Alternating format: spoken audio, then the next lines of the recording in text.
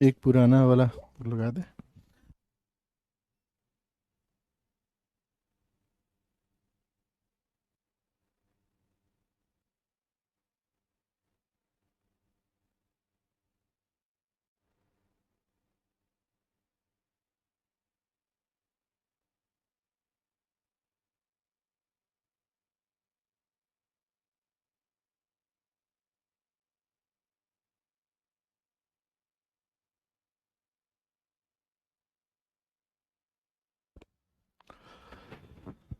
Good evening all of you and welcome in the class of mathematics. उम्मीद करता हूँ कि आप सब लोग स्वस्थ होंगे, मस्त होंगे और अपनी अपनी पढ़ाई में व्यस्त होंगे।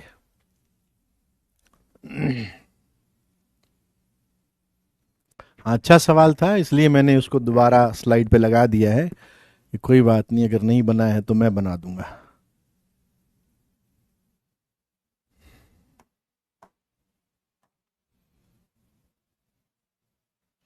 ये एक्सरसाइज 8 वाले सवाल तो बन गए होंगे ना। एंगल बाइसेक्टर पढ़ाऊंगा पहले भाई। एंगल बाइसेक्टर तो आत्मा है स्ट्रेट लाइन की, वो अभी आत्मा बाकी है। अभी बॉडी बॉडी तैयार की है, शरीर तैयार किया है, इसके अंदर आत्मा डालना बाकी है। वो जो आत्मा है ना, वो ही है ना। लोनी हो गई। हाँ, वो थोड़ा ऐसा ही है ना। मैं बता दूंगा, लोनी में से भी बता दूंगा अगर कोई डाउट होगा तो। पहले इस क्वेश्चन को कर लेते हैं, थोड़ा फील आएगा कि अरे, ये क्या हुआ। थोड़ा फील आएगा कि अरे, ये क्या हुआ। नहीं जा रहा है तो कोई बात नहीं। 3060 2 पॉइंट APBP। आओ जरा देखते हैं जरा। हाँ, मैं बनाऊंगा ना, क्वेश्चन बनाऊंगा। आ, जैसे ये कह रहा है, अकॉर्डिंग टू द क्वेश्चन मैं एक सिंपल सा डायग्राम बना रहा हूं कि 3,0 एंड 6,0, इससे दो लाइन पास करवाई। वो वाई एक्सिस को सी पर और डी पर मीट करती हैं। मैंने मान लिया कि भाई इनकी जरूरत पड़ेगी जहां पर, तो 0,C एंड 0,D लिख दिया। ये शायद पॉइंट उसने पी दिया हुआ था, है ना। और फिर AD और OP को ज्वाइन कर रहा है ना वो। हाँ, AD एंड OP Q पर कट करती हैं। तो AD लाइन, ये मैं ऐसा थोड़ा सा, एंड OP लाइन, ये पॉइंट ऑफ इंटरसेक्शन क्यों, सब कुछ वैरी कर रहा है, डायनेमिक सिचुएशन है। तो तुमको ये प्रूव करना था कि CQ एक फिक्स पॉइंट से पास करती है, ये लाइन एक फिक्स पॉइंट से पास करती है, ये सवाल था। डायग्राम तो कई तरीकों से बन सकता है, बहुत सारे तरीकों से। अब देखो, अपना टारगेट ये है कि CQ को ध्यान से समझना, फोकस होके, क्योंकि थोड़ी फोकस की डिमांड करता है कि CQ एक फिक्स पॉइंट से पास करती है। तो हमारा टारगेट क्या हुआ, CQ को L1 प्लस लेमडा L2 की फॉर्म में लिखना। ये तो सब लोग एग्री करेंगे कि सर आप पूरे सवाल के अंदर CQ पर फोकस रखेंगे और ये कोशिश करेंगे कि CQ को L1 plus lambda L2 equals to 0 की फॉर्म में लिख पाऊं, राइट। अब देखो, अब कहोगे यार CQ की इक्वेशन के लिए आपको OP एंड AD इसकी इक्वेशन चाहिएगी सर। OP की इक्वेशन चाहिएगी और AD की इक्वेशन चाहिएगी। बात समझ में आ गई होगी, है ना। तभी तो तुम कहोगे कि सर OP एंड AD के इंटरसेक्शन से ही तो CQ पास करता है। तो आप OP को L1 लेंगे, AD को L2 लेंगे। इस तरह से दिमाग दौड़ा रहा हूं, राइट। अब मैं कहां पर आ गया हूं, सर OP एंड AD की इक्वेशन चाहिए आपको। अच्छा, OP की इक्वेशन चाहिए मुझे, तो OP कौन है, ये AC एंड BD के इंटरसेक्शन से पास करती है। ओके, तो AC एंड BD के इंटरसेक्शन से कोई लाइन पास करे, मैं क्या कर रहा हूं, मैं OP की इक्वेशन लिख रहा हूं। OP की इक्वेशन, पहले मैंने कहा कि AC की तो तुम इक्वेशन जानते हो ना, x/3 डबल इंटरसेप्ट फॉर्म में x/3 और वो हो गया y/c -1। ये किसकी इक्वेशन है, AC की। अब मैं किसकी लिखूंगा, BD की। तो लेमडा का यूज कर लूं, लेमडा BD तो x/6 plus y/d -1 equals to 0। ये मैंने P पॉइंट से पास करने वाली सारी लाइंस की इक्वेशन लिख दी। मेरे को OP चाहिए, तो आप कहोगे कि सर इसको इसके अंदर आप 0 0 पुट कर दें, क्योंकि OP वो लाइन है जो न केवल P से पास करती है, वो ओरिजिन से भी पास करती है। तो 0 0 पुट करके आप लेमडा निकाल लें। ठीक है, तो 0 0 पुट किया, -1 0 0 -1, this implies lambda is equals to -1। तो परफेक्टली OP की इक्वेशन मेरे पास में आ गई। लेमडा को -1 रख के x/3 minus x/6 that is x/6, y/c minus y/d that is 1/c minus 1/d into y। Constant तो आएगा नहीं क्योंकि ओरिजिन से पास कर रही है। इतनी बात समझ में आनी चाहिए कि ये हमने OP की इक्वेशन लिख दी। ठीक है ना, इतनी क्लियर है बात? तो मैं आगे बढ़ूं।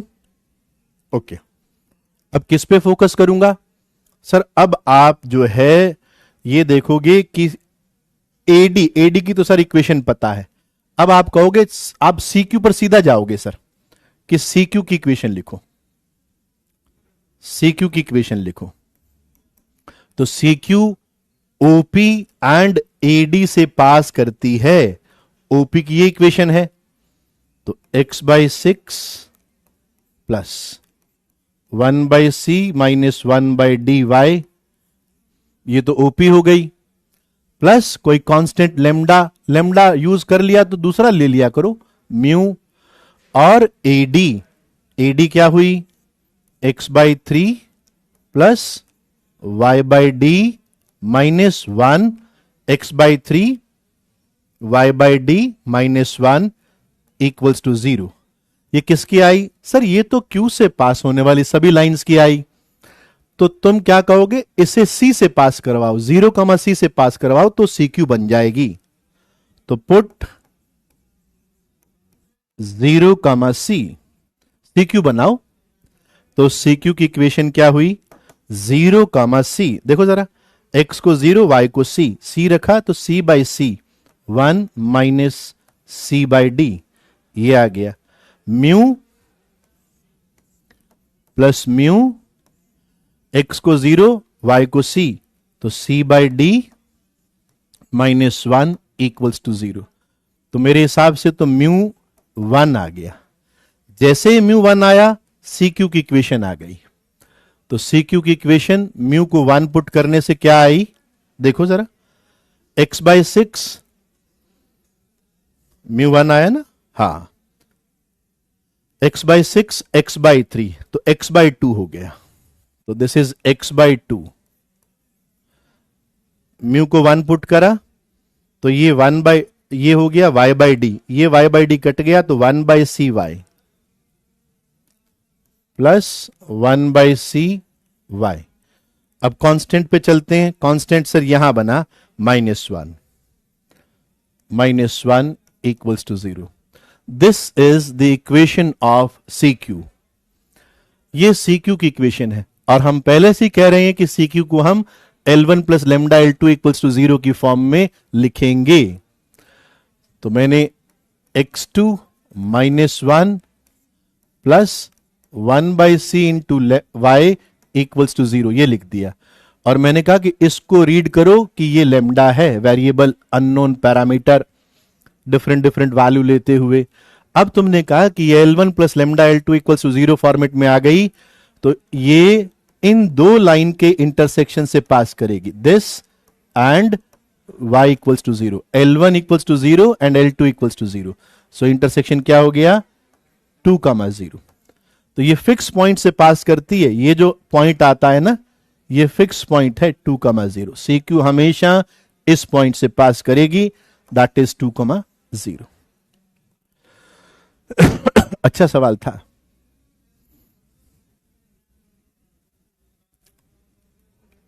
ये पहली स्लाइड है, लास्ट स्लाइड है ही नहीं, कोई लास्ट स्लाइड है ही नहीं।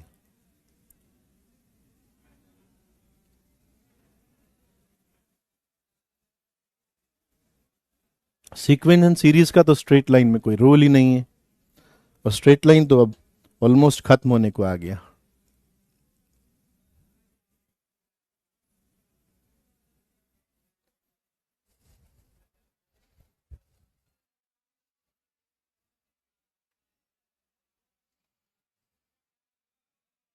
आओ जरा एक इंटरेस्टिंग चीज बताता हूं। तो ये तो समझ में आ गया होगा, कोई मुश्किल नहीं था, बट हां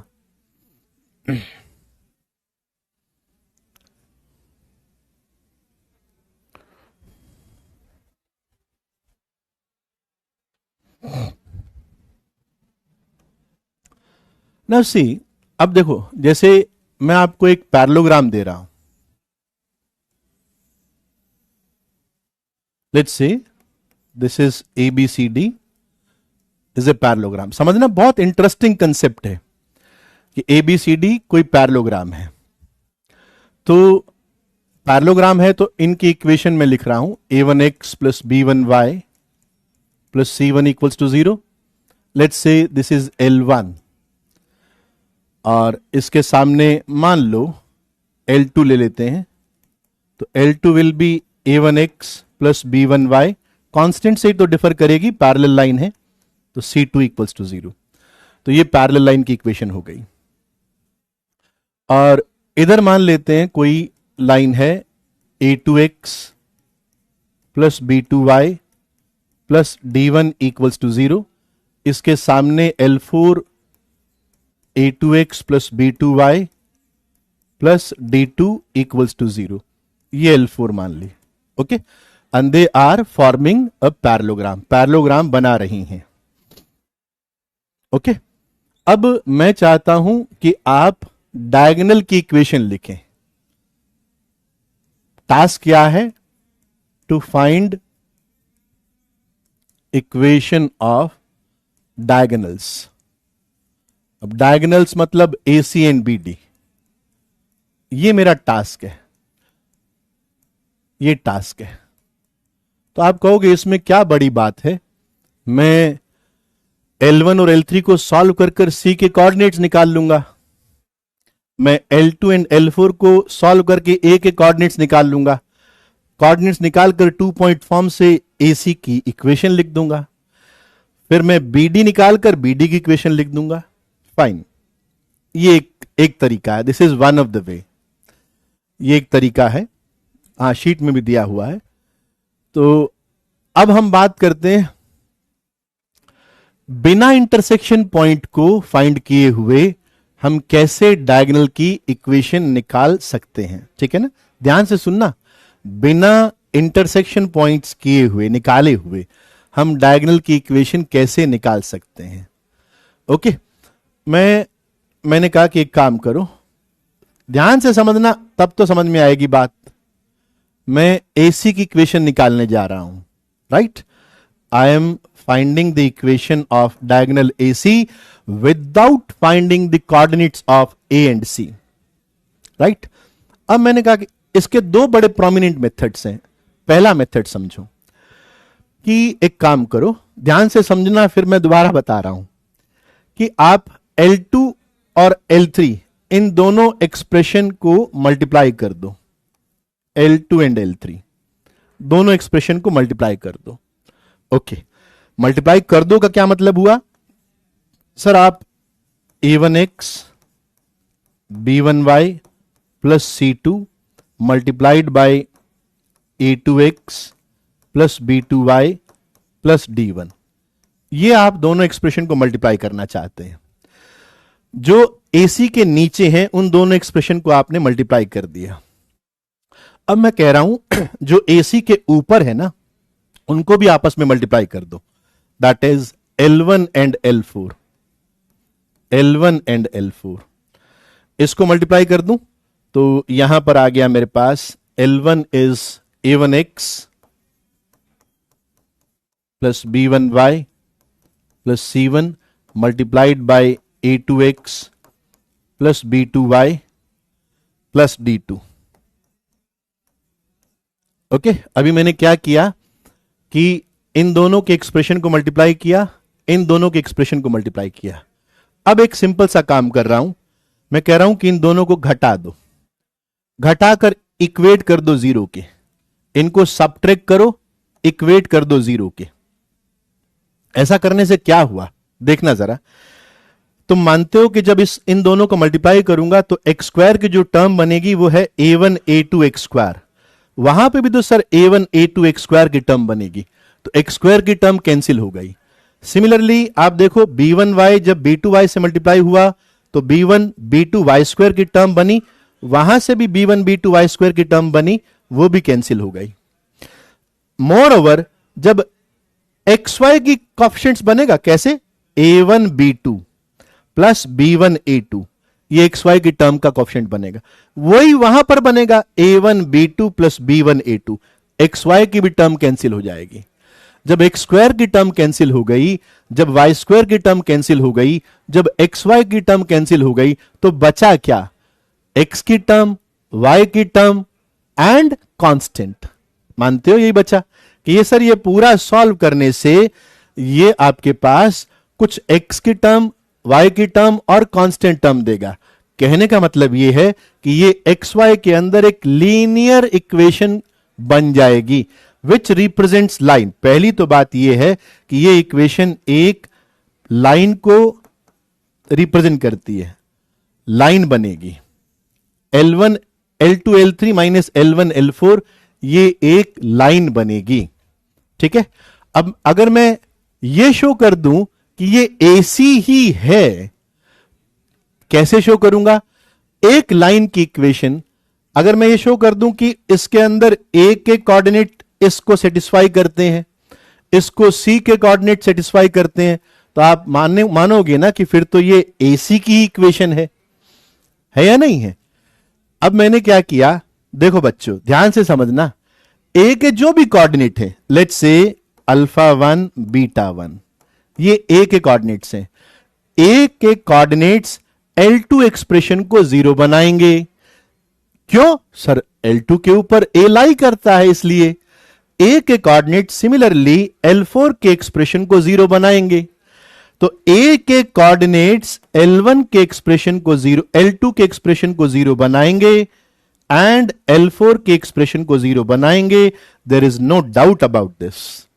तो अब मैं कहता हूं कि क्या L1 और L2 एंड L4 इन दोनों के जीरो बनने से क्या ये पूरा लेफ्ट हैंड साइड जीरो हो जाता है? आप कहोगे L2 जीरो है सर, ये टर्म जीरो हो गई, L4 जीरो है सर, ये टर्म जीरो हो गई।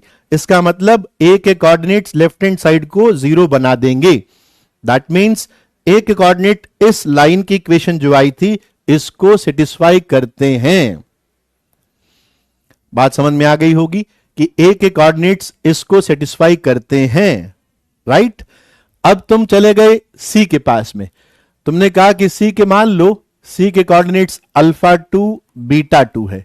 अब तुम कहोगे कि C के कारण L3 का एक्सप्रेशन जीरो बनेगा, ये L3 लाइन है, इसके ऊपर C लाई करता है, और L1 का एक्सप्रेशन भी जीरो बनेगा, L1 का एक्सप्रेशन भी जीरो बनेगा। ठीक है, विद दिस इंफॉर्मेशन मैं यहां चला गया कि L3 और L1 के जीरो बनने से लेफ्ट साइड जीरो बनती है क्या? आप देख रहे हो कि L3 जीरो बनने से, L1 जीरो बनने से लेफ्ट हैंड साइड जीरो बन रही है। दैट मीन्स C के कोऑर्डिनेट्स भी इसको सेटिस्फाई करेंगे। तो ये लाइन थी जो A एंड C दोनों से पास करती है, तो A की यूनिक लाइन हो सकती है, वो है AC। तो AC की इक्वेशन डायगोनल की आपके पास में ये आ गई, राइट। मेरे हिसाब से आप बात को समझ गए होंगे। अब जो बच्चे समझ गए हैं इसको, वो BD की इक्वेशन को लिख सकते हैं कि सर BD की इक्वेशन क्या आएगी, हम लिख सकते हैं what will be the equation of BD। वो क्या कहेंगे कि सर BD के नीचे कौन है, L2 L4, इनको मल्टीप्लाई कर दो, किसी भी क्रम में करना कोई दिक्कत नहीं है। L2 L4 इसको माइनस कर देना L3 L1 से, L1 L3 से, तो ये आपके पास में BD डायगोनल की इक्वेशन आ जाएगी बिना वर्टाइसिस फाइंड किए हुए। हाँ, पहले L1 L3 minus L2 L4 ऐसे लिख दो, या L2 L4 minus L1 L3 बराबर 0 करना है, ठीक है।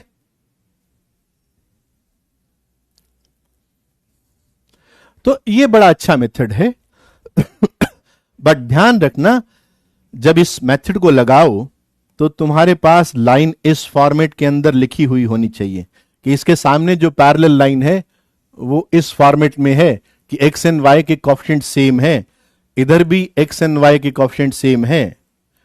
ऐसा देखो तो ही लगाना, नहीं तो पहले करेक्ट कर कर ऐसा कर लेना।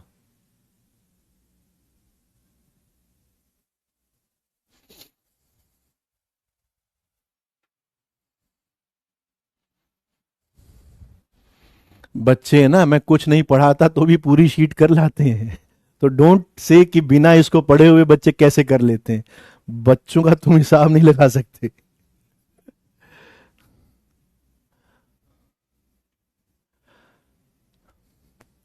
अब एक और तरीका देखो, that is also very simple, कि बिना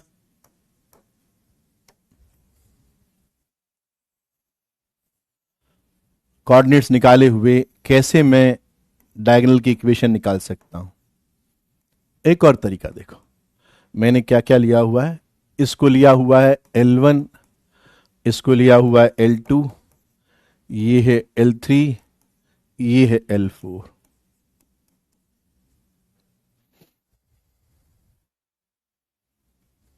हाँ, पैरेलल लाइन की इक्वेशन में कोएफिशिएंट तो ऐसा लिख सकता है ना, ये भी तो पैरेलल लाइन है, 2x plus 3y plus 9 equals to 0 and 6x plus 9y plus 2 equals to 0, ये भी तो पैरेलल लाइन है। लेकिन जब वो कंसेप्ट लगाओ तो तुम 3 से डिवाइड करके उसको वैसा बना लेना, इसको वैसा बना लेना 3 से डिवाइड करके। जब ये 2x plus 3y सेम हो जाए उसके, तो वो कंसेप्ट लगाना, तभी तो तुम सोचो ना, तभी तो एक्स स्क्वायर की टर्म कैंसिल होगी, वाई स्क्वायर की टर्म कैंसिल होगी, एक्स वाई की टर्म कैंसिल होगी, नहीं तो कैंसिल ही नहीं होगी, ठीक है ना। अच्छा, अब सुनो मेरी बात को, अब बात को समझना कि मैं बिना ए एंड सी को निकाले हुए AC की इक्वेशन फाइंड करने जा रहा हूं।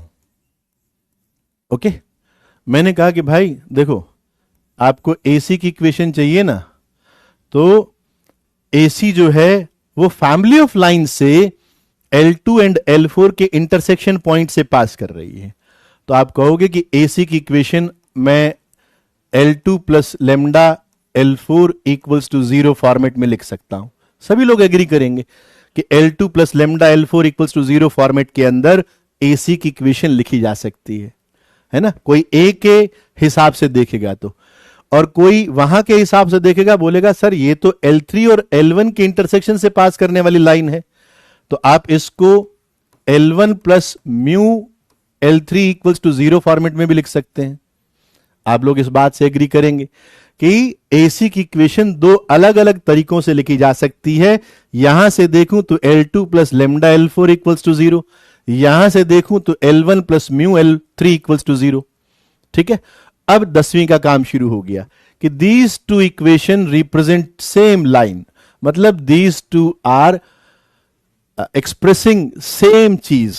अब जब सेम चीज होती है तो हम क्या करते हैं, दो लाइन सेम होती है तो क्या करते हैं, कोएफिशिएंट्स का रेशियो बराबर होना चाहिए। एक्स का कोएफिशिएंट एक लाइन का दूसरी का बराबर करके we will find lambda and mu. Find lambda and mu by equating ratios of coefficients. coefficients कौन से? x का coefficient, y का coefficient एंड कांस्टेंट टर्म. वहां से आप लेमडा एंड म्यू निकालेंगे तो फिर आपके पास में एसी की इक्वेशन आ गई.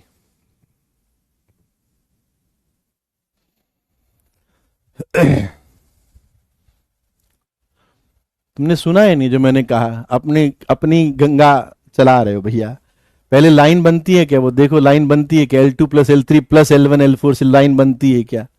है ना. लाइन बनने के बाद में तुम कहो कि ये इनसी के कोऑर्डिनेट सेटिस्फाई कर रहे हैं, ऐसे नहीं.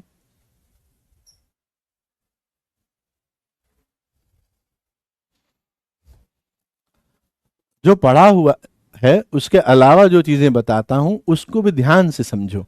जो तुम जानते हो बहुत बढ़िया बात है, बट उसके अलावा भी कई चीजें मैं बताता हूं जो काफी काम की चीजें हैं, उन्हें भी याद रखो. आओ जरा कुछ क्वेश्चंस करते हैं.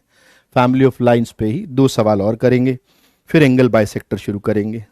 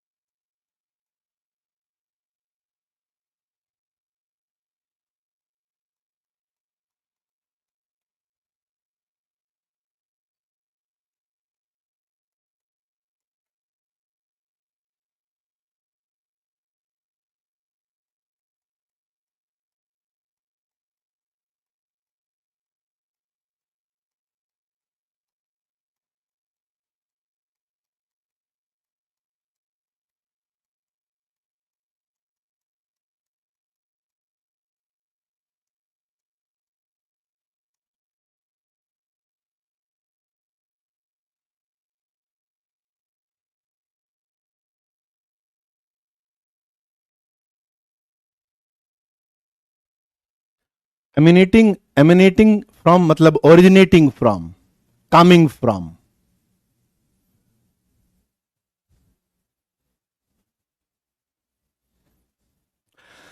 A light beam emanating from point 3, 10 reflects from a line mirror. कोई लाइन है वो मिरर की तरह बिहेव कर रही है, as if it is a mirror. Line mirror की इक्वेशन दे रखी है, फिर रिफ्लेक्ट करने के बाद में वो 7,2 से पास कर जाती है, तो इंसिडेंट एंड रिफ्लेक्टेड रे की equation you have to find. ये सब जेई में इधर उधर आए हुए हैं सवाल. जो पढ़ाते हैं उसी से तो कंसेप्ट से सवाल आते हैं. सवाल वो सेम नहीं होते, कंसेप्ट सेम होते. कंसेप्ट कोई बाहर से आएगा ये बहुत बहुत रेयर पॉसिबिलिटी है.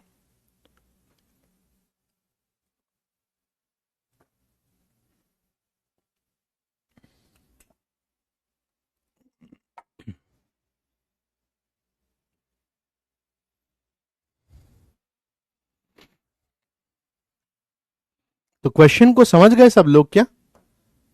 क्वेश्चन क्या है? जैसे let's say this is the line mirror. ये कोई लाइन मिरर है ना. 2x plus y minus 6 equals to 0. ये लाइन मिरर है, ठीक है ना. बहुत सारे तरीके हैं यार, एक तरीका नहीं होता सवाल को करने का, बहुत सारे तरीके होते हैं. क्लास के अंदर तो हम लोग जो बेस्ट लगता है एक दो तरीके वही बताते हैं. There are several ways to solve each question. ये लाइन मिरर है.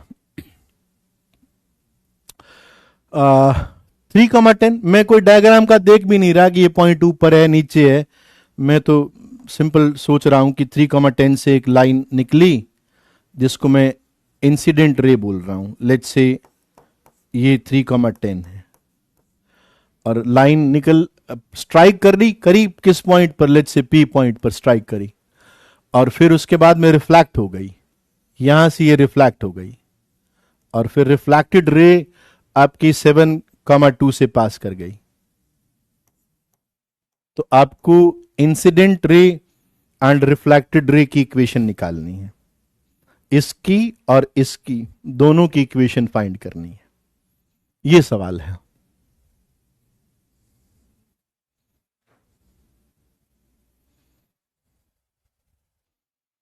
थोड़ा अच्छा थॉट लगाओ, मतलब आई वॉन्ट कि वो जो मैं सोच रहा हूं तुम भी वो सोच पाओ। बाकी मैंने कहा ना बहुत सारे तरीके हैं। हाँ Manan, this is the best approach जो तुमने लिखी है, अदरवाइज तो बहुत सारे तरीके, मैं किसी भी तरीके से कर दूंगा इसको। हम क्या जानते हैं सवाल के अंदर, दैट्स द बेसिक पॉइंट जो जहां से हमको शुरू करना है कि सर मैं तो अभी इतना जानता हूं कि यहां पी पॉइंट पर जहां पर आपकी इंसिडेंट एंड रिफ्लेक्टेड रे स्ट्राइक करती हैं, निकलती है, पास करती हैं, वहां पर अगर नॉर्मल खींचा जाए तो मैं ये जानता हूं कि इंसिडेंट रे एंड रिफ्लेक्टेड रे नॉर्मल से सेम एंगल पर इंक्लाइंड होती है। सर मैं ये जानता हूं, ठीक बात है ना। अब जब ये तुम जानते हो तो तुम ये कहोगे कि सर अगर ये दोनों एंगल सेम हैं तो ये वाले एंगल भी सेम होंगे sir, these two angle will B same. Of course 90 minus theta and 90 minus theta, कुछ खास बात नहीं बताई मैंने कि सर ये एंगल भी सेम होगा, है ना। अच्छा, अगर मैं थोड़ा रिफ्लेक्टेड रे को पीछे की तरफ खींचूं, पीछे की तरफ खींचूं, ऐसा खींच दूं, ये रिफ्लेक्टेड रे ही जो है ना वो पीछे की तरफ खींची है, तो तुम मानोगे ना कि ये वाला एंगल जो होगा, this angle will be π/2 minus theta.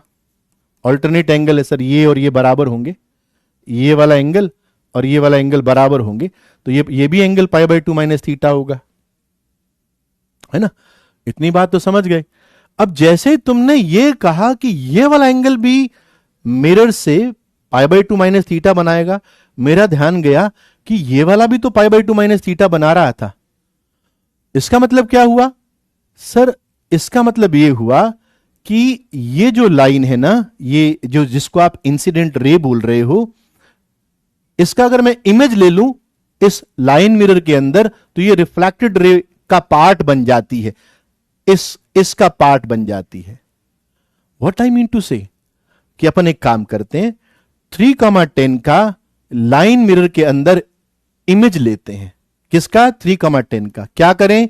Image लें। कहां पर, किस में लें? इस लाइन मिरर के अंदर। मेरे हिसाब से आप ये मानोगे कि अगर 3,10 का मैंने लाइन मिरर के अंदर इमेज ले लिया तो वो इमेज जाके इस लाइन पर ही पड़ेगा, कहीं पर इस लाइन पर ही आएगा। ये बात तो मानते हो ना कि 3,10 का लाइन मिरर के अंदर इमेज जाके उस लाइन पर कहीं आएगा, है ना। अब अगर मैंने बच्चों इमेज निकाल दिया, इस लाइन की इक्वेशन दे रखी है, फॉर्मूले से 3,10 का इमेज निकाल दिया, वहां पर ये पॉइंट नोन हो गया। नोन होते तुम खटाक रिफ्लेक्टेड रे की इक्वेशन लिख दोगे कि इमेज को 7,2 से ज्वाइन करने वाली लाइन की इक्वेशन फटाफट लिखो, तो हो गई बात कंप्लीट। ओके, और जैसे ही इसकी इक्वेशन आई तुम इंसिडेंट रे की भी इक्वेशन लिख दोगे, बताऊंगा कैसे। पहले तो इमेज वाला कंसेप्ट समझ में आना चाहिए, उसके बाद में तो बहुत सिंपल सी चीजें हो जाती हैं। तो मैं 3,10 का 2x plus y minus 6 equals to 0 के अंदर इमेज निकालूंगा, है ना। मनन थोड़ा और अच्छा तरीका बताऊंगा मैं उस रिफ्लेक्टेड रे के लिए, इंसिडेंट रे के लिए। 3,10 का पहले बच्चों इसके अंदर इमेज निकालते हैं। Image of 3,10 in mirror. 3,10 का मिरर में इमेज, याद होगा formula sir, x dash minus 3 upon इसका a equals to y dash minus 10 upon b इसका b equals to, sir image है तो -2 लगाना मत भूलना, -2। और फिर वहां पर न्यूमरेटर में क्या आएगा, इसके अंदर 3,10 रखिए सर, तो 2 इंटू 3 प्लस 10 माइनस 6, ये तो आ गया न्यूमरेटर के अंदर। 2 इंटू 3 प्लस 10 माइनस 6, नीचे क्या आता है, a square plus b square, that is 4 plus 1 5, this is 5। तो देख सकते हो 2 इंटू 3 6 माइनस 6, 10 बाई 5 2, तो ये तो हो गया -4। अब मैं x dash and y dash image निकाल लेता हूं, है ना, मैंने ये माना है कि image x dash y dash है। तो यहां से क्या हो गया, -8, टू उधर गया ना, -8 -3 प्लस बन गया, -5 आ गया, -5। और y डैश इसको किया तो 6 आ गया, तो -5, 6 is my image. Okay, therefore -5, 6 को 7,2 से ज्वाइन करने वाली लाइन रिफ्लेक्टेड रे है, इसकी इक्वेशन निकाल लेते हैं। रिफ्लेक्टेड रे, रिफ्लेक्टेड रे, तो इक्वेशन क्या हो गई, इसको x1 y1 बोल दो, उसको x2 y2 बोल दो, तो y minus y1, y minus y1 equals to y2 minus y1, x2 minus x1, x minus x1। यहां ऐसी कैलकुलेशन के अंदर मैं अक्सर गलती कर देता हूं, वो तुम लोग ध्यान रखना। तो -4 और 12, तो -1/3 x प्लस 5, तो 3y -18 equals to -x minus 5, so it is x plus 3y equals to 13। ये मेरी रिफ्लेक्टेड रे की इक्वेशन आ गई। ओके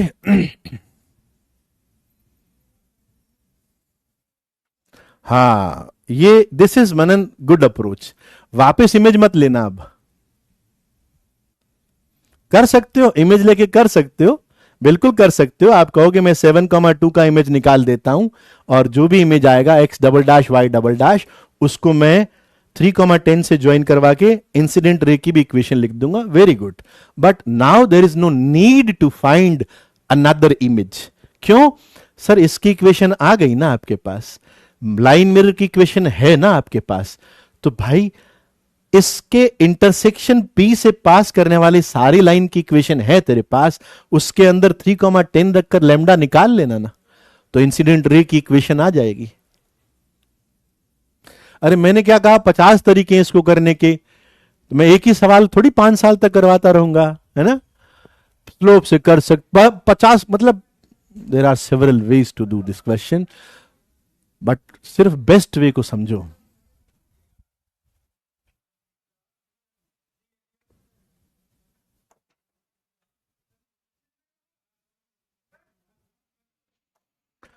अब तुम इंसिडेंट रे की बात करोगे, तो जैसा मैंने बताया, इंसिडेंट रे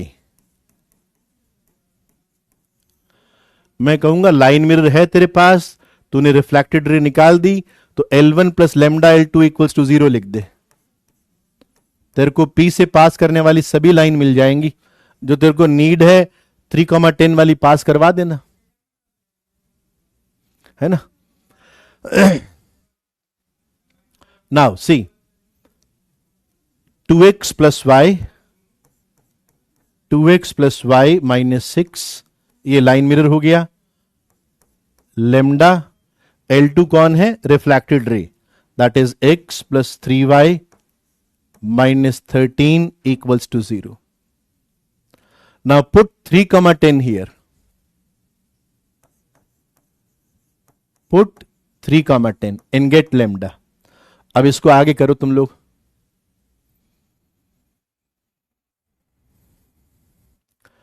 जो तुम मेथड बता रहे हो वो भी ठीक मेथड है, लेकिन उससे अच्छा मेथड ये है, ये कर लो।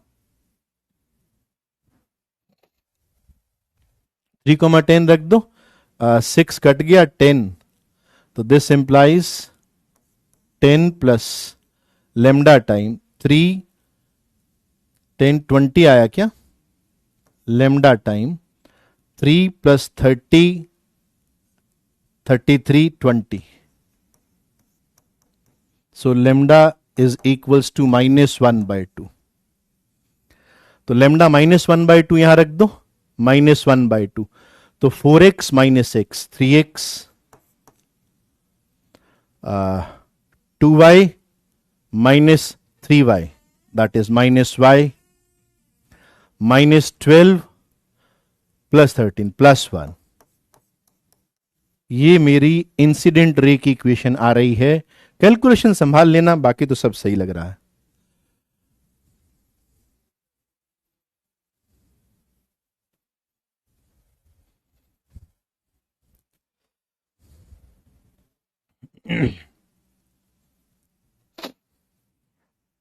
समझ में आ गया?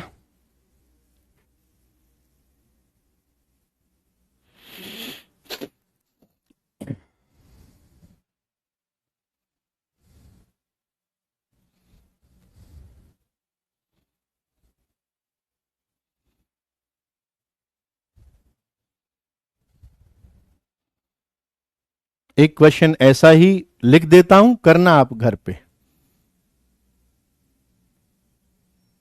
नहीं नहीं, इंसिडेंट एंड रिफ्लेक्टेड रे परपेंडिकुलर क्यों होंगी? कोई जरूरी थोड़ी है. इसमें हो गई तो हो गई होगी, वैसे कोई जरूरी नहीं है.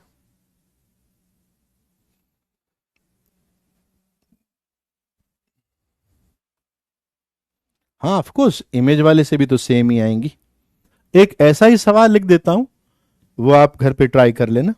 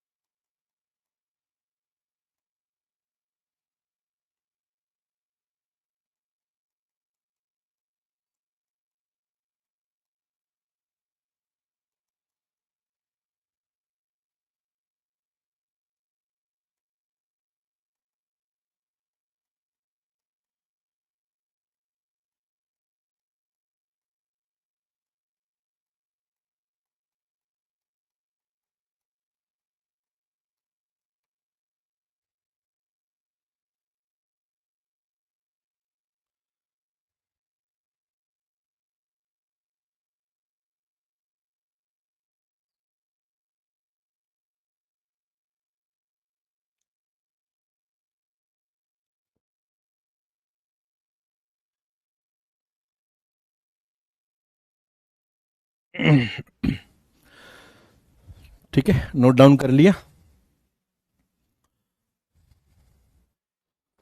अब हम एक बहुत अच्छे कंसेप्ट पर एंटर कर रहे हैं, क्योंकि बहुत सारे अच्छे और difficult questions with the help of this concept easily बनाए जा सकते हैं.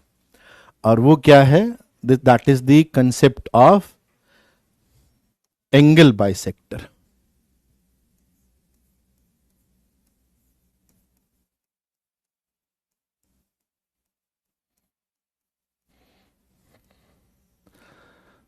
एंगल बाइसेक्टर बड़ा इजी कंसेप्ट है, लेकिन समझने वाली बात है.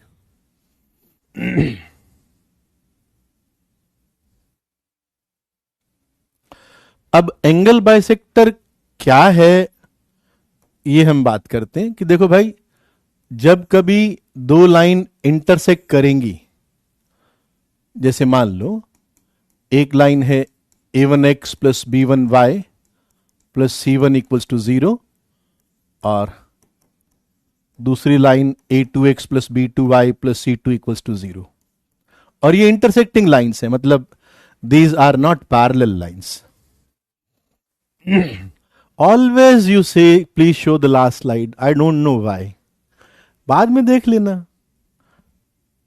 नहीं, कोई एक बार हो, कोई दो बार हो, every time you make it a rule कि वो मुझे तो लिखना ही है कि वो लास्ट स्लाइड दिखाओ. देख लो.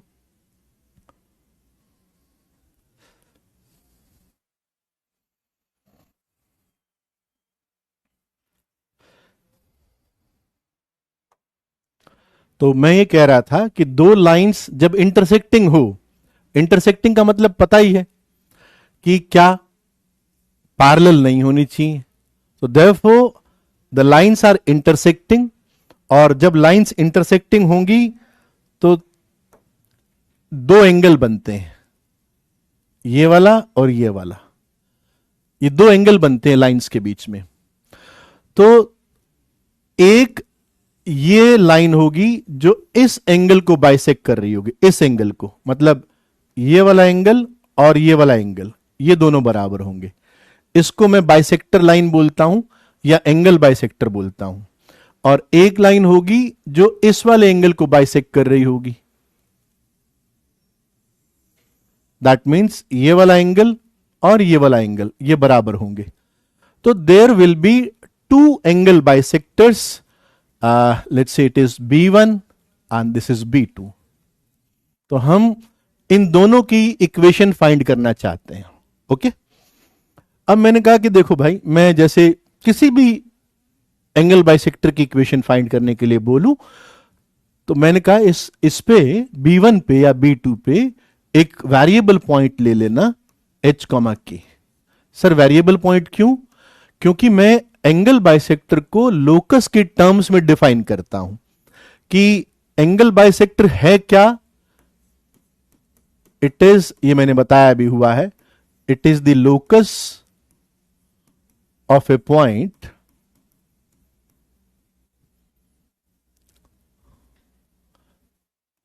which moves in the plane of two given lines such that, अब कंडीशन क्या है, कैसे मूव करे, such that its perpendicular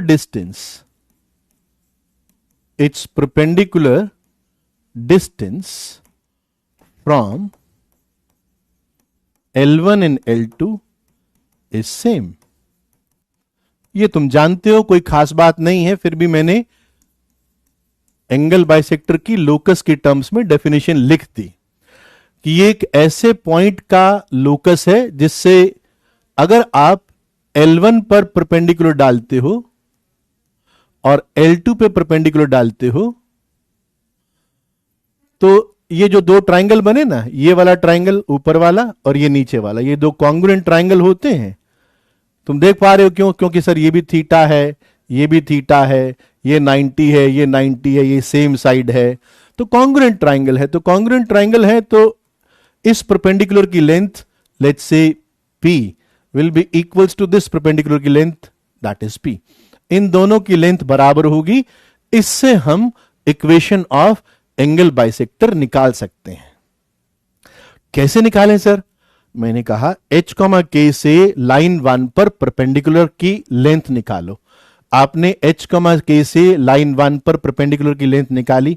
modulus of a1h plus b1k plus c1 upon root of a1 squared plus b1 squared. Sir ये तो L1 पर h, k से perpendicular की लेंथ आई. This is equal to modulus of, अब L2 पे डालो, h, k से परपेंडिकुलर लेंथ L2 पे डालो, तो it is a2h plus b2k plus c2 upon mod of a2 square plus b2 square. और दोनों को बराबर कर दो. हमने आपकी बात मान ली, h, k से परपेंडिकुलर की लेंथ को बराबर कर दिया. ठीक है. नाउ अब लोकस ऑफ एच कोमा के कैसे लिखते हैं सर? एच को एक्स से, के को वाई से रिप्लेस कर देते हैं। अच्छा, मैं मॉड हटा दूं और ऐसा लिख दूं कि a1x plus b1y plus c1 upon root of a1 square plus b1 square. Mod हटाया तो plus minus a2x plus b2y c2 over root of. तो ये मेरे पास में जो दो इक्वेशन आती हैं, दो कैसे आई सर? प्लस माइनस के कारण दो आई। तो ये जो दो इक्वेशन आती हैं ये हमारे पास b1 b2 एंगल बाइसेक्टर्स की इक्वेशन है। ये आपको याद रखना है, ठीक बात?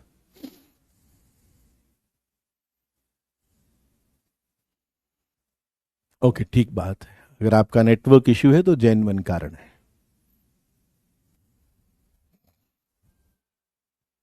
ठीक है, अब इसको याद रख लेना। एंगल बाइसेक्टर बहुत इजी है लेकिन बड़ा इंटरेस्टिंग है। आगे आगे इसके अंदर कुछ और आर्टिकल देखोगे तो आपको लगेगा कि yes, this is something which should be learn carefully.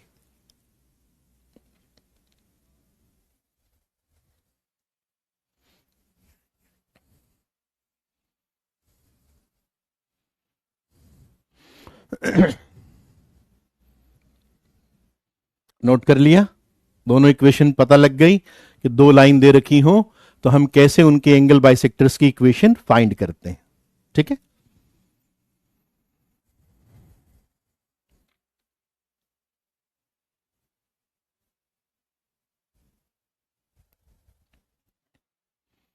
आओ जरा अब आगे बढ़ते हैं।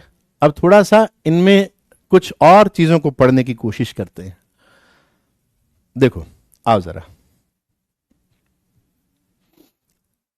अब लेट्स से कि ये दो लाइन, अब इस पे डिफरेंट डिफरेंट चीजें हम लोग एक्सप्लोर करेंगे, है ना? कि मान लो ये लाइन है a1x plus b1y plus c1 equals to 0 and a2x plus b2y plus c2 equals to 0। Okay, जब दो लाइन कट करती है ना तो वो चार रीजन्स बनाती हैं। एक रीजन ये है, ये वाला, let's say this is reason number 1। एक रीजन ये वाला है, रीजन नंबर 2। एक ये है थर्ड, और एक ये है फोर्थ। चार रीजन्स में एक लाइन एक एक्स वाई प्लेन को बांट देती है चार रीजन के अंदर। ठीक है, अब मैं क्या चाहता हूं कि देखो, मान लो कि ओरिजिन जो है ना तो वो इस लाइन पर लाई करता, मतलब C1 0 नहीं है, ओरिजिन इस लाइन पे लाई नहीं करता, ना ही ओरिजिन इस लाइन पे लाई करता, C2 0 नहीं है, है ना? इनको अलग अलग रीड करने के बजाय हम ऐसे भी इंटेलिजेंटली रीड कर सकते हैं कि सर आप ऐसा बोल दीजिए C1 C2 प्रोडक्ट 0 नहीं है। तो ये दोनों बातें कवर हो जाती हैं कि ना तो C1 0 है ना C2 0 है। ओके, अब मैं ये कह रहा हूं कि यार जब ओरिजिन ना तो इस लाइन पे है ना इस लाइन पे है, तो ओरिजिन या तो रीजन 1 में होगा या रीजन 2 में होगा या 3 में होगा या 4 में होगा, इन रीजन में लाई करेगा।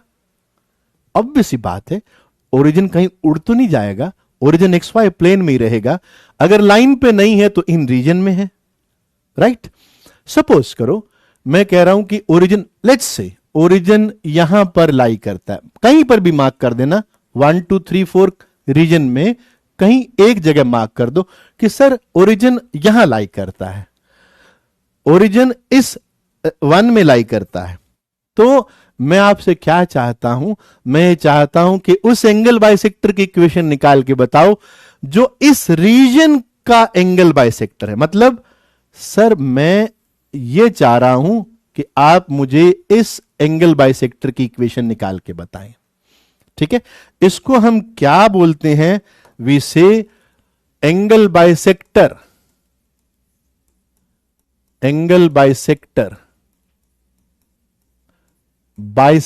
bisecting the region, bisecting the region in which origin lies, in which origin lies. Angle bisector bisecting the region in which origin lies. हमारा टास्क ये है. ओके हमारा टास्क ये है, क्योंकि वहां पर तुमने देखा ना एंगल बाइसेक्टर की दो इक्वेशंस आती हैं, प्लस या माइनस. तो हमारा टास्क ये है सर वो प्लस वाली होगी ये वाली. सर यहां पर दो इक्वेशन आई ना, तो वो प्लस वाली होगी या माइनस वाली होगी. ओरिजिन जिस रीजन के अंदर लाई करता है उसको बाइसेक्ट करने वाली एंगल बाइसेक्टर की इक्वेशन कौन सी होगी, ये टास्क है. ठीक है, बात समझ गए होंगे कि टास्क क्या है. हम कैसे पता लगाएंगे कि प्लस वाली होगी या माइनस वाली होगी. मैंने कहा कि सिंपल सी बात है, एक काम करो यहां पर आ जाओ.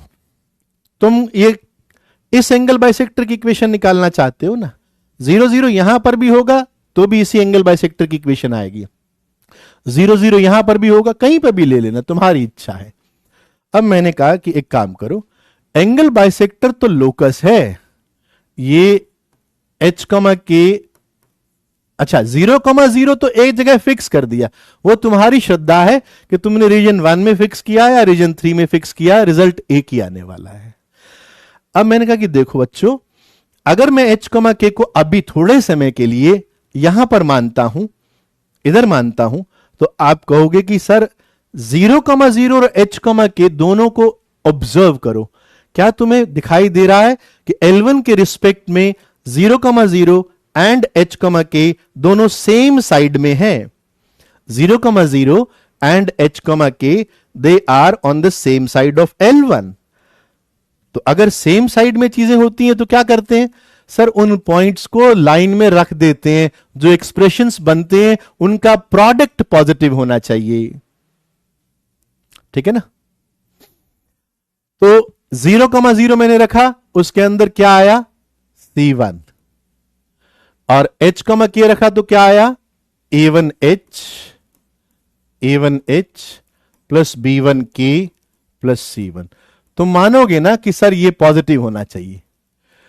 ठीक बात. किसके लिए बात कर रहे हो सर? मैं अभी रीजन 1 के लिए बात कर रहा हूं, रीजन 1 के लिए बात कर रहा हूं, और वो भी L1 के रिस्पेक्ट में बोल रहा हूं कि h, k and 0, 0 they are on the same side of the origin, same side of the line.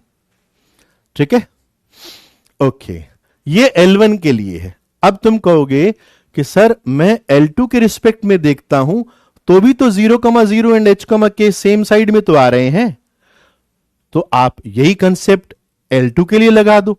तो 0, 0 रखा, C2 आया एंड C2 आया, और h, k यहां पे रखा तो it is A2H plus B2K plus C2 आया.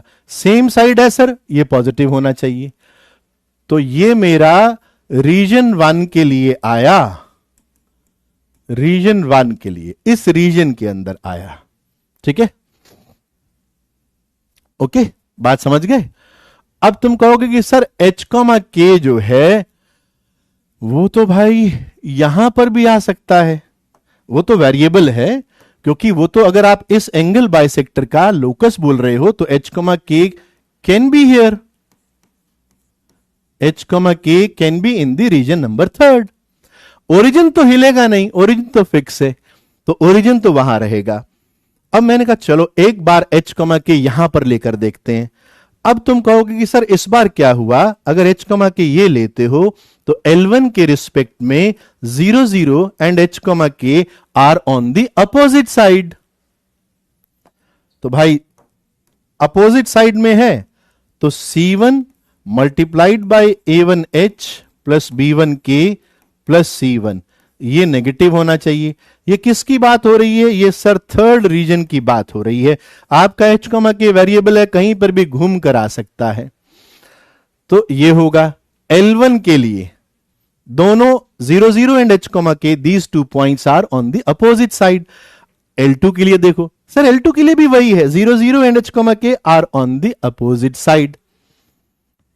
तुम कहोगे and C2 A2H plus B2K plus C2, this should be negative. यहां तक बात समझ में आनी चाहिए, ठीक है। अब कोई बुद्धिमान होगा तो वो कहेगा कि सर इन कंडीशंस को हम रीड करें, थोड़ा गौर से देखें, तो रीजन 1 में लाई करे या रीजन 3 में लाई करे H, के हम एक बात कह सकते हैं। क्या कह सकते हैं कि C1C2 multiplied by A1H plus B1K plus C1 into A2H plus B2K plus C2। Sir इनका प्रोडक्ट पॉजिटिव रहेगा, चाहे ये केस हो चाहे ये केस हो, इनका प्रोडक्ट जो है ये पॉजिटिव रहेगा। ये बात मानते हो कि ये वाली कहानी तो पक्का बनने वाली है, ये वाली कहानी तो पक्का बनने वाली है। C1C2 multiplied by A1H plus B1K plus C1 A2H plus B2K plus C2, this must be positive, है ना। अब तुम चले गए, यार इससे क्या मिला मुझे, इससे कैसे डिसाइड होगा, इससे वो प्लस वाली इक्वेशन आएगी या माइनस वाली आएगी, कैसे पता लगेगा? पता लगेगा, तुमने शुरुआत के अंदर ये बात कही कि C1 और C2 में से कोई भी पॉजिटिव नहीं है, तो C1 C2 जो होगा, कोई नंबर होंगे ना C1 एंड C2, तो उनका प्रोडक्ट जीरो नहीं हो सकता, मना किया है। तो C1 C2 या तो पॉजिटिव होगा या नेगेटिव होगा, है ना।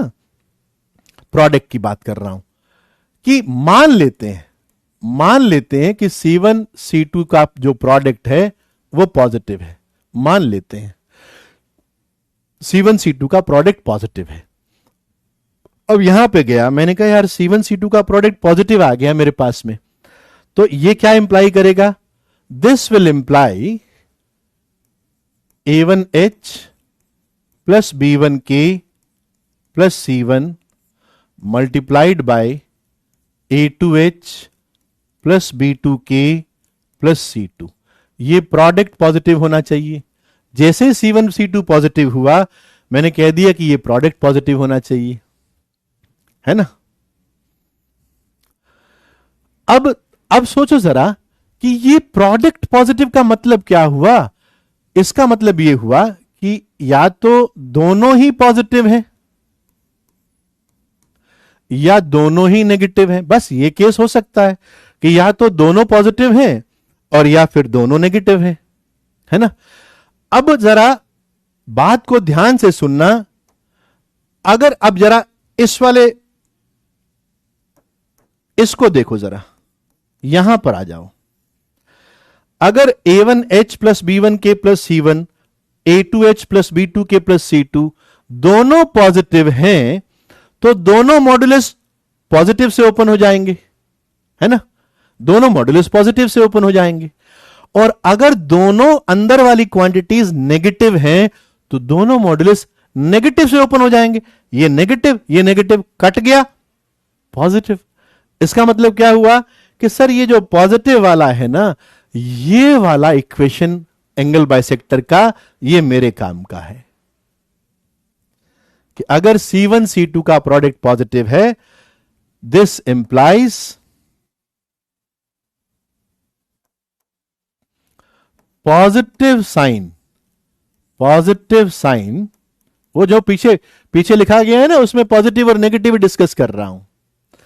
तो positive sign equation is required equation. Required किसकी? रिक्वायर्ड एंगल बाइसेक्टर की। बिल्कुल सिंपल बात है ना, कि अगर C1 C2 पॉजिटिव है, तो अब मुझे यह लिखवाने की जरूरत नहीं है कि अगर C1 C2 नेगेटिव होगा तो क्या होगा। C1 C2 नेगेटिव होगा तो इसको भी नेगेटिव बनना पड़ेगा ताकि इनका प्रोडक्ट पॉजिटिव आए। तो अगर नेगेटिव बनना पड़ेगा तो साइन उल्टे होंगे, एक पॉजिटिव से ओपन होगा मॉड, एक नेगेटिव से ओपन होगा, तो फिर वो नेगेटिव वाला देगा। ठीक है ना। तो इफ C1, वैसे लिखने की जरूरत नहीं है, मैं बताऊंगा क्यों नहीं है। If C1 C2 negative, then negative sign equation is required equation.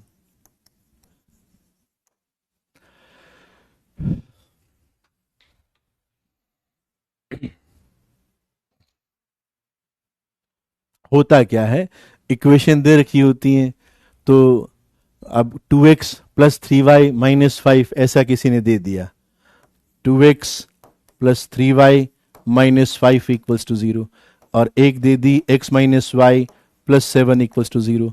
C1 minus 5 है, C2 7 है, तो बच्चा क्या करता है, इसको किसी एक को ऐसे लिख देता है, minus 2x minus 3y plus 5 equals to 0।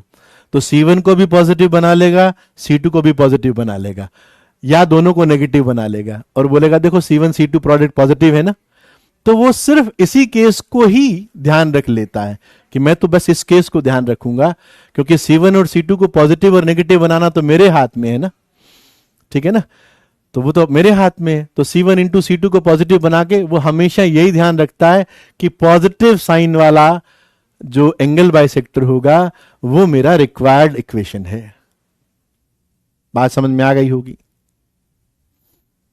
तो हमने ये सीख लिया कि कभी भी मुझे ओरिजिन को कंटेन करने वाले रीजन्स को बाइसेक्ट करने वाला एंगल बाइसेक्टर देगा, पूछेगा, तो मैं पहले C1 इंटू C2 का साइन चेक करूंगा कि C1 इंटू C2 कैसा है, पॉजिटिव है या नेगेटिव है। थोड़ा थोड़ा और ज्यादा दिमाग लगाएगा तो C1 और C2 प्रोडक्ट को हमेशा पॉजिटिव बना के रखेगा, और फिर बोलेगा कि पॉजिटिव वाला ही मेरा एंगल बाइसेक्टर है। ठीक है।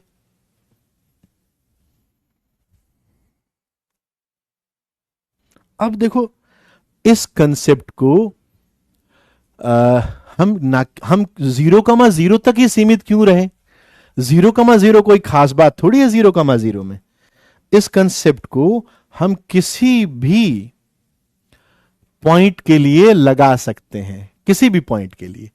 जैसे अगर मैं अब आपको सिखाता हूं, जैसे मान लो ये मेरी L1 है, a1x plus b1y plus c1 equals to 0, and this is a2x plus b2y plus c2 equals to 0। अब मैं क्या चाहता हूं, मैं ये चाहता हूं कि ये जो रीजन 4 बने ना, मुझे उस रीजन के एंगल बाइसेक्टर की इक्वेशन निकाल के बताओ जो कोई पॉइंट अल्फा कमा बीटा को कंटेन करता है। अल्फा कमा बीटा कुछ भी हो सकता है, 2,3 -5,10। ऑफकोर्स वो ना तो L1 पर लाई करता ना L2 पर लाई करता, दोनों पर लाई नहीं करता, फिर तो इस क्वेश्चन का मीनिंग नहीं बनता। तो इस बार हम क्या करने जा रहे हैं, we are going to find equation of angle bisector, equation of angle bisector bisecting the region in which alpha comma beta lies। इस बार हम ये करने जा रहे हैं। ठीक है।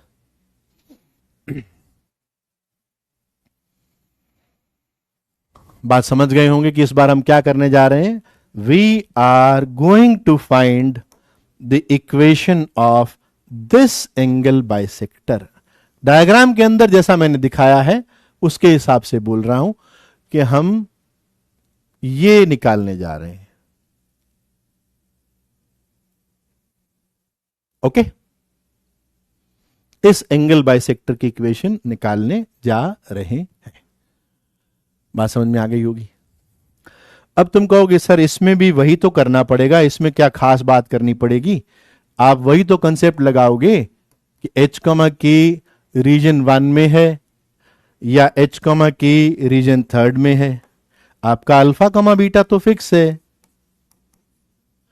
तो अगर रीजन 1 में है तो L1 के सेम साइड में, L2 के सेम साइड में, तो आप यही तो लगाओगे ना कि alpha comma beta that is A1 alpha plus B1 beta plus C1 multiplied by A1H plus B1K plus C1, ये पॉजिटिव होना चाहिए।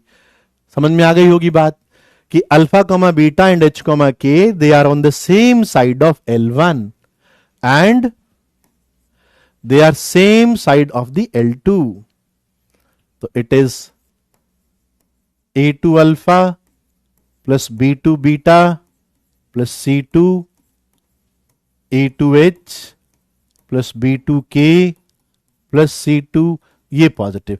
भैया ये तो हमने फर्स्ट रीजन के लिए किया है। हाँ सर, घूम कर H कोमा के यहां आ गया तो L1 के लिए H comma k and alpha beta opposite side में हो जाएंगे, L2 के लिए भी alpha comma beta and H comma k opposite side में हो जाएंगे, तो यहां नेगेटिव आ जाएगा। तो रीजन थर्ड के लिए A1 alpha plus B1 beta plus C1 A1H plus B1K plus C1, sir ये नेगेटिव होगा एंड ये भी नेगेटिव होगा। A2 alpha plus B2 beta plus C2 and A2H plus B2K plus C2, ये भी negative होगा। ये हमने थर्ड रीजन के लिए किया।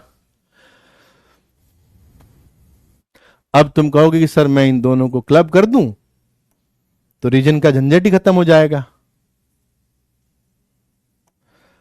तो मैं इन दोनों को क्लब करके कह रहा हूं कि भैया ये होना चाहिए ultimately A1 alpha plus B1 beta plus C1, A2 alpha plus B2 beta plus C2, A1H plus B1K plus C1, A2H plus B2K plus C2, ये पॉजिटिव होना चाहिए। ये कंडीशन आती है। सर अब इससे कैसे पता लगेगा कि पॉजिटिव वाला होगा या नेगेटिव वाला होगा?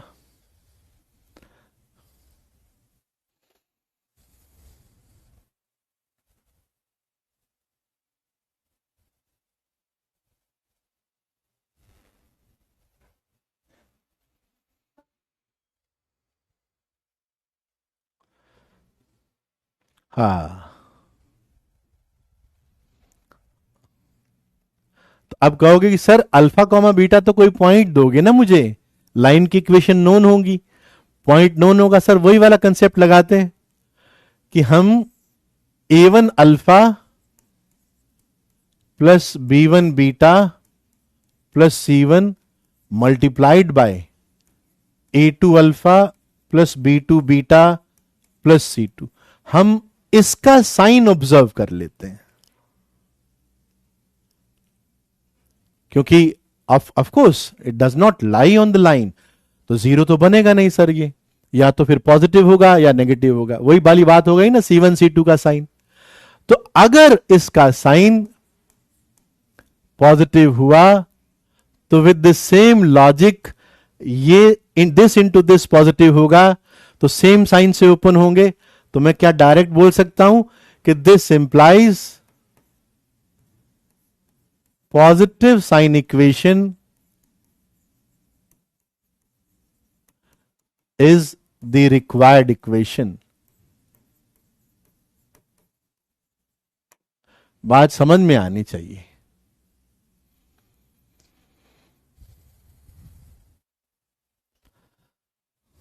ध्यान से समझोगे तो सर ये तो वही वाली बात है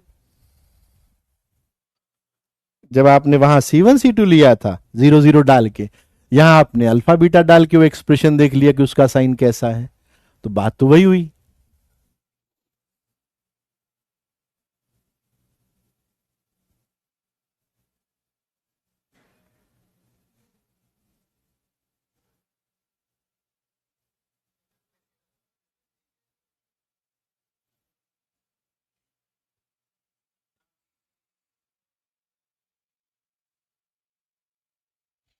ठीक है ना? बात समझ में आ गई?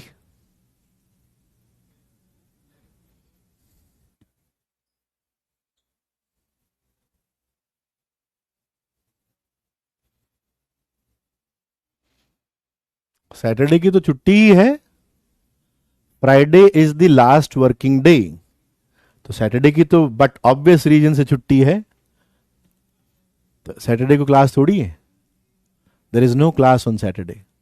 सैटरडे से छुट्टियां शुरू हो गई, मतलब कल जो फ्राइडे है that is the last working day, then we have the vacation time.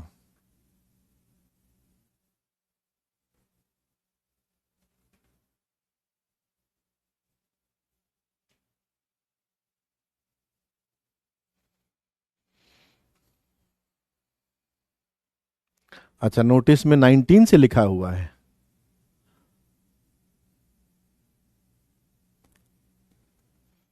हमारे यहाँ पे कल जो है लास्ट वर्किंग डे है, 11th का तो आज ही लास्ट वर्किंग डे हो गया।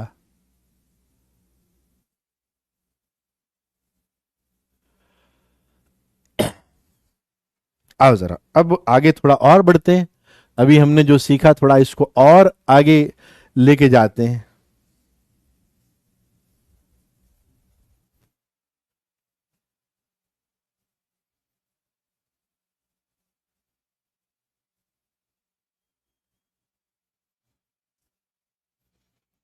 अब दिवाली की छुट्टियां शायद 26 तक हैं, 26 तक।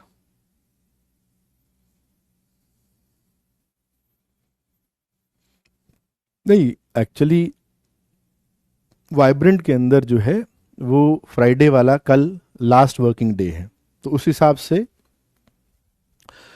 अब कब आज कितने 16 17 17 लास्ट वर्किंग डे है, तो 18 से छुट्टियां शुरू हो गई।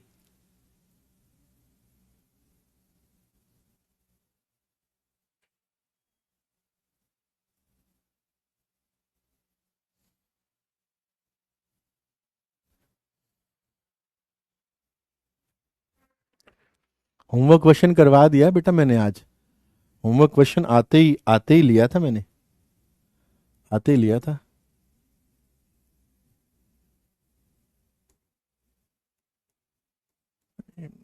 तो थोड़ा लेट हो गया होगा, ये वाले क्वेश्चन की बात कर रहे हैं ना, ये वाला क्वेश्चन ये करवा दिया था मैंने।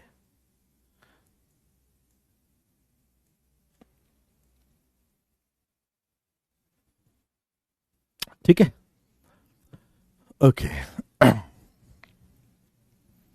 आओ जरा अब थोड़ा और आगे बढ़ते हैं। अब हम बात करेंगे किसकी, कि सर मान लो आपने जो दो लाइंस ड्रॉ करी L1 और L2,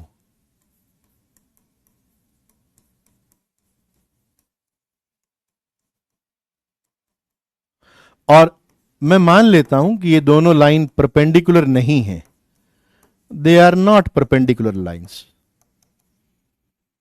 lines L1 and L2, L1 and L2 are not perpendicular, perpendicular नहीं है।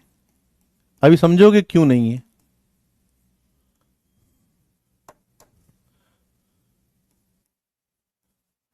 L1 and L2 are not perpendicular. If they are not perpendicular, that means उनके बीच में कोई एंगल एक्यूट बनेगा और कोई ऑब्ट्यूज बनेगा, है ना। एक एंगल तो एक्यूट बनेगा और एक एंगल ऑब्ट्यूज बनेगा।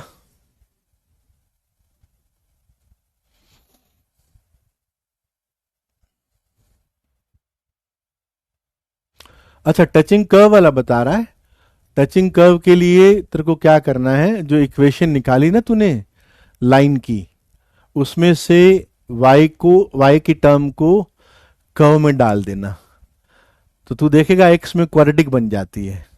और जब कोई लाइन किसी सेकेंड डिग्री के कर्व को टच करती है ना, तो वो जो दो रूट नहीं देती, दोनों कोइंसाइड करते हुए रूट्स देती है, तो उसका d0 कर देना, तो उससे तुझे m की वैल्यू मिल जाएगी, जिस भी फॉर्म में तूने किया होगा। ठीक है ना, मुझे लगता है आप समझ गए होंगे। आओ जरा, तो मैं क्या कह रहा था, मैं ये कह रहा था कि भाई जब दो लाइन परपेंडिकुलर नहीं है तो एक एक्यूट एंगल बनेगा, एक ऑब्ट्यूज बनेगा। सर मुझे कैसे पता लगेगा कि कौन सा वाला एक्यूट है, कौन सा वाला ऑब्ट्यूज है, थोड़ा ये बता दो। तो मैं तुमको कुछ छोटे छोटे तरीके बताता हूं, फिर मैं एक जो मैं फॉलो करता हूं वो बताऊंगा। मैंने कहा कि देखो, तुम एक काम करो, तुम दोनों इक्वेशन लिख दो। मान लो तुमने कहा कि मैंने लिख दी सर, दोनों इक्वेशन लिख दी, B1 की भी लिख दी, B2 की भी लिख दी, है ना। मैंने मान लिया कि तुमने पॉजिटिव वाले को B1 बोल दिया होगा और नेगेटिव वाले को B2 बोल दिया होगा, तेरे पास दोनों इक्वेशन आ गई। थोड़ी टेक्निक सीखना है ना, थोड़ा इसको सीखना। हाँ, डेरिवेटिव से हो सकता है वो सवाल, डीवा बाई डी एक्स से हो सकता है, स्लोप सेम करना पड़ेगा, बट जब डेरिवेटिव को अपन इतना नहीं समझते तो हम क्या करते हैं कि जैसे जब भी कभी कोई क्वाड्रेटिक कर्व होता है ना, जैसे कोई भी कर्व हो, जैसे उसमें मुझे याद है मैंने y equals to x square plus 1 लिया हुआ था और मैं उसको टेंजेंट बनाना चाह रहा था, तो इसकी इक्वेशन किसी फॉर्म में आई होगी। सपोज कर तेरी इसकी equation y equals to m x plus c की फॉर्म में आई। अगर ये दो डिस्टिंक्ट पॉइंट पर कट करती यानी सीकेंट बनती, तो y की ये वैल्यू यहां रखूं ना, मैं एम एक्स प्लस कर्व के अंदर रखूं, सॉल्व करने की कोशिश करूं इनके इंटरसेक्शन पॉइंट, तो ये जो मुझे क्वाड्रेटिक मिलती है ना बच्चे, x square minus m x plus 1 minus c equals to 0, अगर इसके दो डिस्टिंक्ट रूट्स मिलेंगे तो ये सीकेंट बनेगी, और मुझे टेंजेंट बनानी है तो मैं इसका डी 0 कर दूंगा।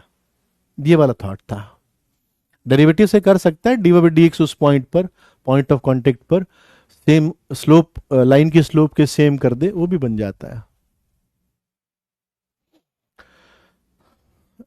बताना अलग बात होती है बेटा, उसके सवाल करना अलग बात होती है। डेरिवेटिव तो मैंने सेकंड डेरिवेटिव भी बताया था।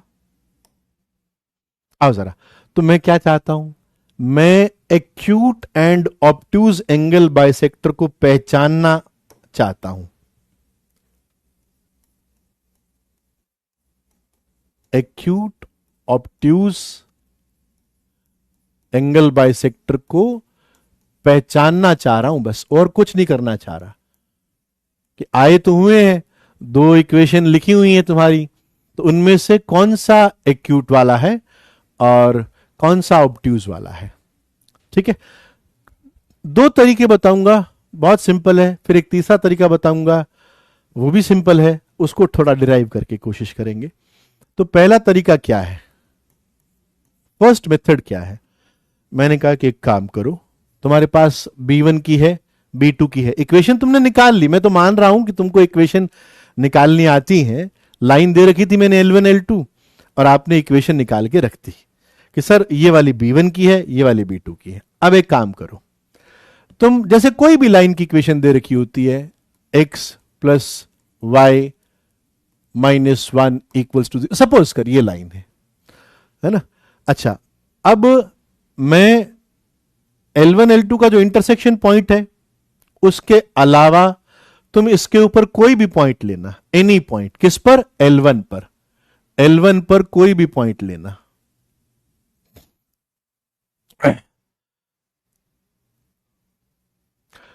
कैसे लू पॉइंट, जैसे y को 0 रख दिया, x 1 आ गया ना, लेट्स से 1,0, ऐसे।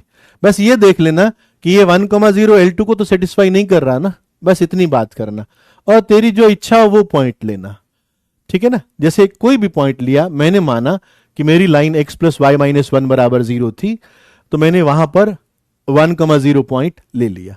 अब तुझे B1 और B2 की इक्वेशन तो नोन है, तो तू एक काम करना, 1,0 से इसके ऊपर एक परपेंडिकुलर ड्रॉप कर देना, इसके ऊपर एक परपेंडिकुलर ड्रॉप कर देना, और इस परपेंडिकुलर की लेंथ निकाल लेना। तो निकाल सकता है, B1 की इक्वेशन पता है, 1,0 तेरे पास पॉइंट है, तो तू equation of the length of the perpendicular find कर सकता है। तूने D1 फाइंड कर लिया, राइट। अब तू एक काम करना, दूसरा बाइसेक्टर की इक्वेशन मालूम है, तू D2 भी निकाल लेना। ठीक है, आपने D1 D2 निकाल लिए, इतनी बात समझ में आई कि सर ने क्या किया। सर ने कोई लाइन ली L1 ली, तुम्हारी इच्छा हो तो तुम L2 भी ले सकते हो, मुझे उसमें कोई दिक्कत नहीं है। तुमने L1 ली, कोई एक लाइन चूज करो और उससे तुम दोनों बाइसेक्टर के इक्वेशन पर परपेंडिकुलर की लेंथ निकाल लो, वेरी इजी। अब क्या होगा, देखो तुम मानते हो जो B1 और B2 हैं वो आपस में भी 90 डिग्री बनाएंगे। सर दोनों बाइसेक्टर्स जो होते हैं वो तो दो लाइन के बाइसेक्टर्स हैं, तो 90 डिग्री पे इंक्लाइंड होते हैं, है ना। तो तुम मानोगे ना कि आपने जो D2 की लेंथ निकाली वो D2 की लेंथ इसके बराबर है या नहीं है। सर ये एक टाइप का रेक्टेंगल बन गया ना, ये टाइप का एक रेक्टेंगल बन गया, तो ये वाली लेंथ जो है ये D2 के बराबर ही होगी। बात समझ में आ गई होगी, ठीक है ना। अब क्या करोगे कि सर ये वाला जो एंगल है ना, ये वाला, let's say this angle is alpha. अब तुम्हारे पास tan अल्फा आ गया, tan अल्फा इज d1/d2, है ना, ये d1/d2। अब तुम कहोगे कि अगर ये d1/d2 लेंथ है, अगर ये सपोज करो ये 1 से बड़ा आया, सपोज इफ, बराबर तो आएगा नहीं सर, क्योंकि लाइन परपेंडिकुलर होती तो बराबर आता, L1 और L2 परपेंडिकुलर होती तो बराबर आता, बराबर तो आएगा नहीं, तो छोटा बड़ा आएगा। मैंने मान लिया कि D1 जो था वो D2 से बड़ा आया, यानी D1/D2 1 से बड़ा आया, तो tan अल्फा 1 से बड़ा हो गया, 1 से बड़ा होने से अल्फा 45 डिग्री से बड़ा हो गया। तो मानते हो ये अल्फा है, तो बच्चों ये भी अल्फा है, ये बाइसेक्टर है ना, तो ये अल्फा, और अल्फा मेरा 45 डिग्री से बड़ा आ गया। इसका मतलब ये जो B1 था ये मेरा ऑब्ट्यूज एंगल बाइसेक्टर हो गया। समझ में आई बात, जिस पर लेंथ बड़ी वो ऑब्ट्यूज एंगल बाइसेक्टर। सिंपल, कि लाइन से जिस पर लेंथ बड़ी वो obtuse angle bisector. D1 greater than D2 implies alpha greater than 45 degree, और लाइन के बीच में एंगल तो 2 अल्फा है ना, तो 2 अल्फा 90 डिग्री से बड़ा हो जाएगा, 90 डिग्री से बड़ा होते ही वो ऑब्ट्यूज एंगल बन जाएगा, तो ये ऑब्ट्यूज एंगल बाइसेक्टर बन जाएगा। ठीक बात। तो मैं कैसे याद रखता हूं कि मैंने B1 और B2 निकाल ली। जैसे अगर मान लो ये मेथड लगाना है तो, कि मैंने बाइसेक्टर्स की इक्वेशन निकाल के रख ली, कोई लाइन पकड़ी, उस पर कोई पॉइंट लिया, B1 पर लेंथ निकाली, B2 पर लेंथ निकाली, जिसकी लेंथ बड़ी वो ऑब्ट्यूज एंगल बाइसेक्टर, खत्म। बात समझ में आ गई, जिसकी लेंथ बड़ी वो ऑब्ट्यूज एंगल बाइसेक्टर, जिस पर लेंथ बड़ी आ रही है परपेंडिकुलर की वो हमारा ऑब्ट्यूज एंगल बाइसेक्टर बनेगा, इसमें कोई डाउट नहीं। ओके, अब देखो एक और तरीका बताता हूं कि सर जब मैंने B1 और B2 की इक्वेशन निकाल ही ली तो मेरे को एक और तरीका भी समझ में आ रहा है। देखो एक और मेथड समझो, छोटा सा मेथड है कि सर आपने L1 equals to 0, L2 equals to 0, ये दो लाइन की इक्वेशन दे रखी थी, और आपने ये B1 निकाल ली, है ना, और B2 निकाल ली। प्लस माइनस करके क्या खास बात है, किसी को B1 बोल दो, किसी को B2 बोल दो, तो B1 equals to 0, bisector 2, bisector 1 आपने निकाल लिया। जब बाइसेक्टर निकाल ही लिया तो उसकी स्लोप भी पता है तेरे को, इसकी स्लोप भी पता है, स्लोप ऑफ B1, है ना, और लाइन L1 तो गिवन है, तो स्लोप ऑफ L1 भी पता है। तू कहेगा कि एक काम करते हैं, बाइसेक्टर और इनके बीच का एंगल ही निकाल लेते हैं, है ना, तो तुम फॉर्मूला लगा देगा कि sir tan theta is equals to modulus of slope of bisector 1, slope of line 1 m1 minus m2 upon 1 plus m1 m2, ये निकाल लिया।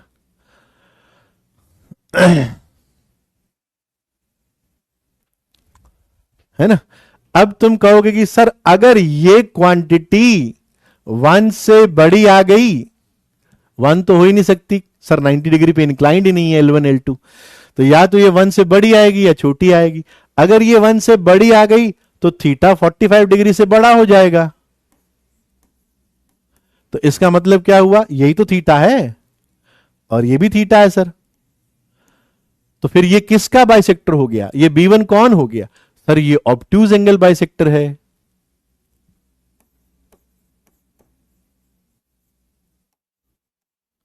तो this is obtuse angle bisector.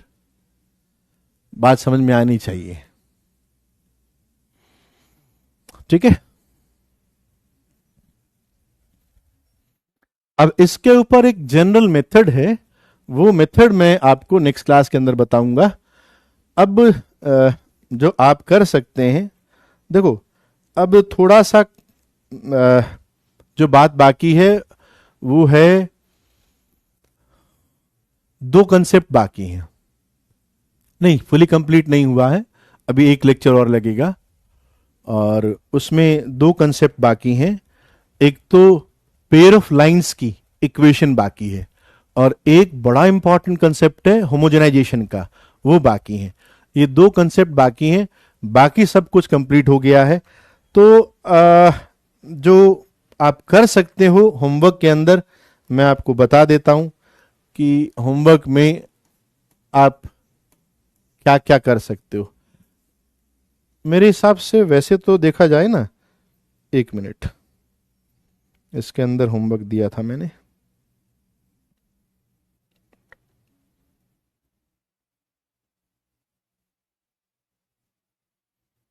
तुमको शीट मिल गई ना, तुमको शीट मिल गई क्या, है ना, शीट मिल गई।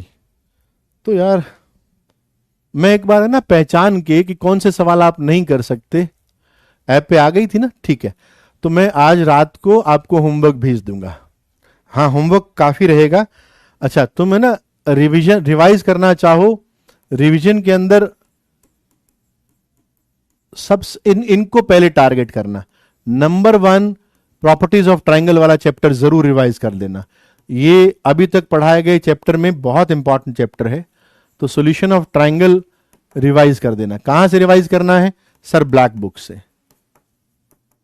रिवीजन आप ब्लैक बुक से कर सकते हो, एनएफ क्वेश्चंस हैं तो कोई दिक्कत नहीं आएगी। और दूसरा, इसके बाद में अगर कोई चैप्टर रिवीजन करना हो तो quadratic equation and sequence progression, तो ये अगर रिवाइज करना चाहते हो तो कर लेना। क्वाड्रेटिक और सीक्वेंस में प्रेफरेंस सीक्वेंस एंड प्रोग्रेशन को देना, इसमें से ज्यादा सवाल आते हैं। सॉल्यूशन ऑफ ट्राइंगल तो काफी काम आता रहेगा, तो उसको तो आप जरूर कर लेना। और जो क्वेश्चन आप नहीं कर सकते हो शीट के अंदर, वो मैं आपको टेलीग्राम चैनल पर बता दूंगा। तो इतना रखते हैं, फिर आपसे छुट्टियों के बाद में फिर मुलाकात होगी। आप सब लोगों को दिवाली की बहुत सारी शुभकामनाएं। Love you all, thank you. 2 नवंबर को, 2 नवंबर को आपका एडवांस का टेस्ट है बच्चों, ध्यान रखना। 2 नवंबर, 2 नवंबर जितना मैंने आज तक पढ़ाया है बस उतना ही दूंगा। नहीं, सेकंड चेंज कर दिया है, वो 2 नवंबर को है एडवांस का टेस्ट, ठीक है। Okay, happy Diwali to all of you, love you all, thank you.